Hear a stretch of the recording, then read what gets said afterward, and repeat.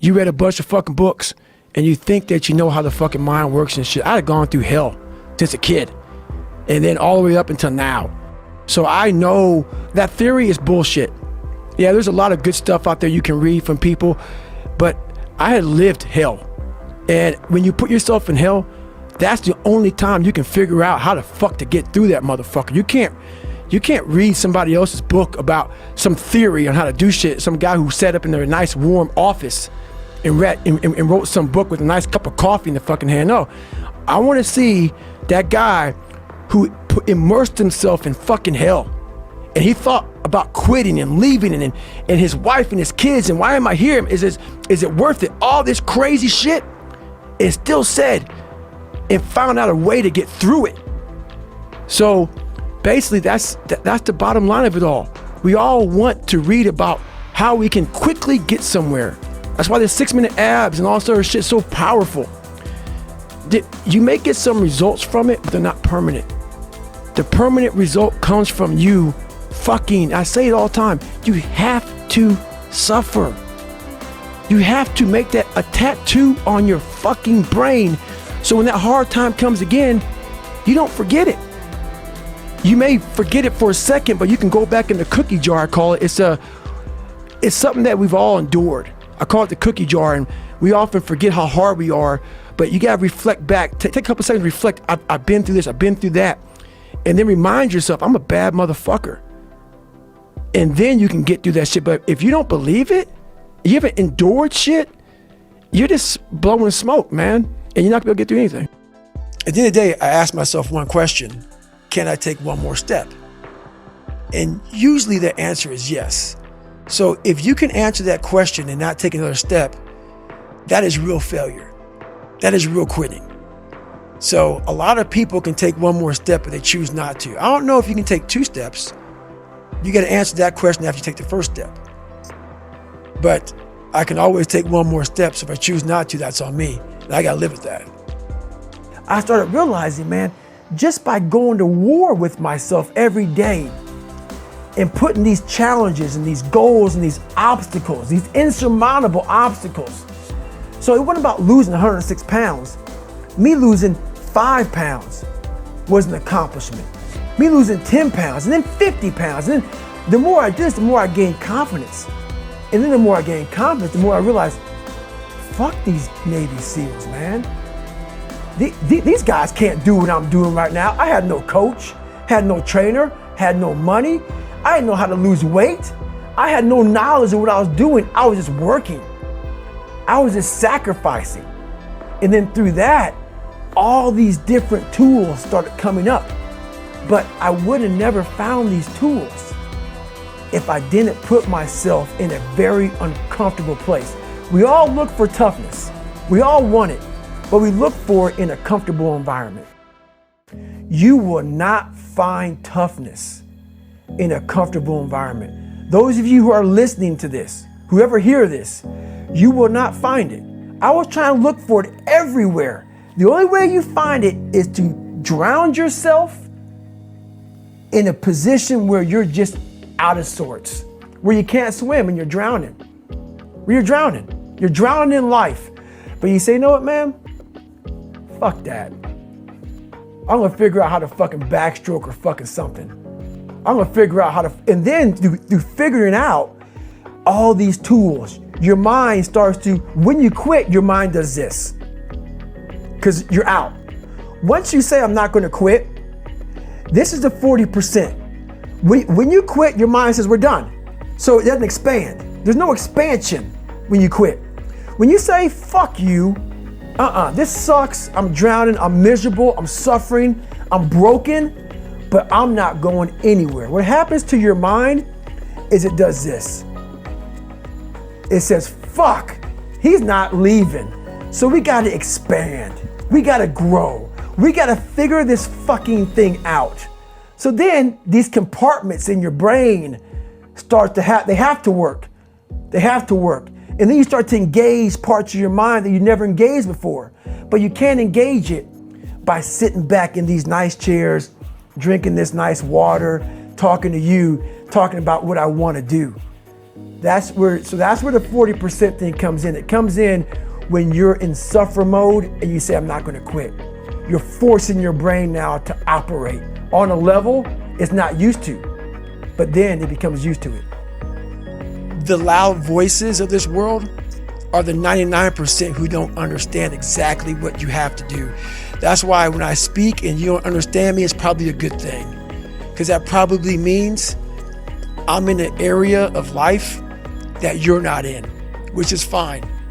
That's why I don't judge people. And this guy right here judging that, unless you've been there and done that, and you really can't speak about it unless you're in those situations that are so hard that it takes a special human being to get through them. So many people, before I give them a workout plan, they're talking about recovery. Everybody that hears me speak, they want to go straight to recovery. Work out first. Work out first. Before you talk to me about recovery, work out first. We are always looking for, like whenever I talk to people, people take my words and they put it in a way to where they want to feel comfortable. This guy, you know, they want to put you in a box. They want to put a title on you. No, you're putting a title on me to make yourself feel better about yourself. If you read this book of mine and you see where I came from, this person was not built.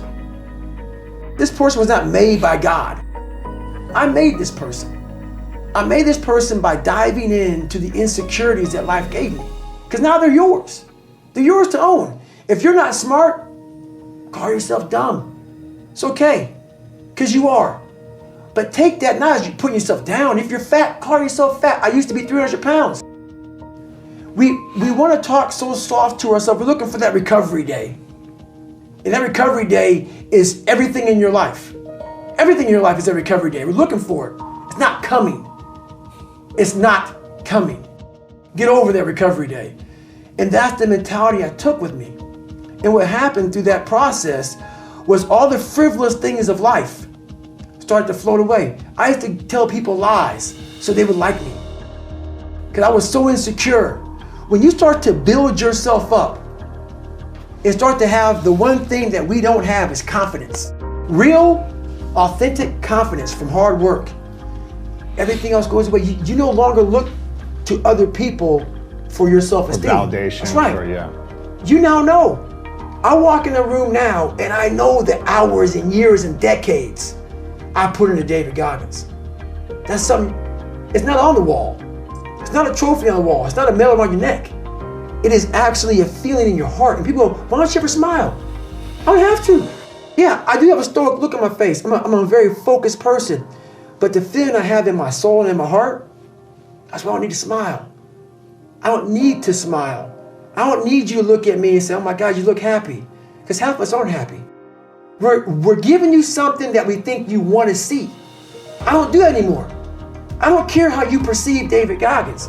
Because through my journey, I figured out the one piece I was missing. I thought it was cars. I thought it was women. I thought it was money. I thought it was everything. The one piece I was missing was me having the courage to face myself. We all have different things in our life that have scarred us.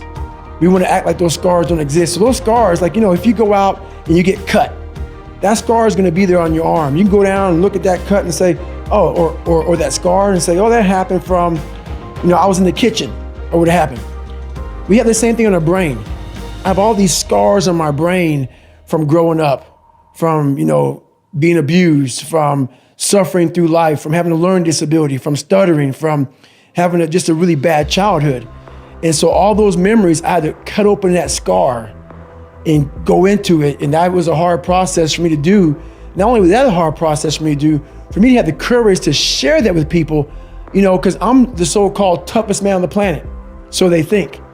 So for me to break open that shell and tell people, hey, that wasn't always me.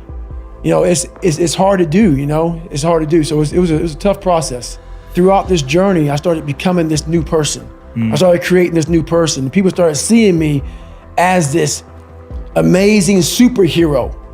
In the back of my mind, I knew the real story. And I was like, man, one day you have to really share it. I'm like, man, but do you have the courage? You know, like, it's great to live right here. I've established this. People think you're great. just stay here. Don't go back. Let's not go back. But the only way you can help people out is let them know that this is possible. So I had to go back and say, this is where I come from. And where I come from is hell. And I tried to swim a lot. I wasn't a great swimmer, but putting fins on kind of equalized my body. I wasn't so negative buoyant. So I started finning a whole bunch. And I spent hours in the pool, trying to get more and more comfortable. Not because I was going underwater. I was so scared of the water that I had to live in the water. I had to become one with the water. So going to the pool used to scare me. So I went to the pool an awful lot.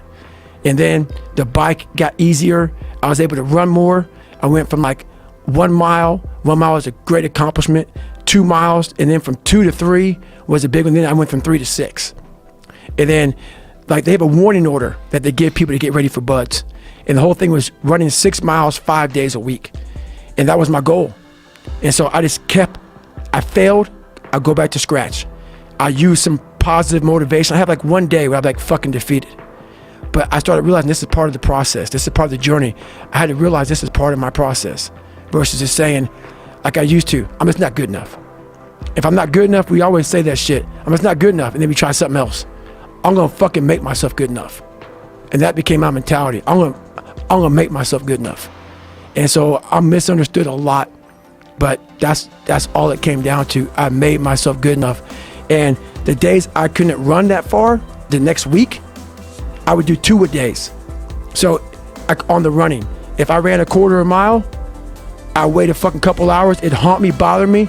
I try to run a half a mile the next time, same day. You can do more than this. If I had to walk, I had to walk. It just became just a process of grinding, and grinding is not even a good word for it. It's not even a good word for it. And just going further and further. And then when I got through running, I go to the bike, I go to the pool. If I got tired somewhere, my legs were tired, I go to the gym. And I developed this crazy workout where I was doing volume, like 200-300 reps of like very lightweight. People always say, how come you don't have any like loose skin? My workout routine in the gym became sick. It became sick. I was just doing 200-300 reps, 400 reps on like chest, just like for one simple exercise, the bench press. And I would rack it, get back on it, just rep it out, trying to burn as many calories as I can, build that muscle mass. And I just became obsessed with it.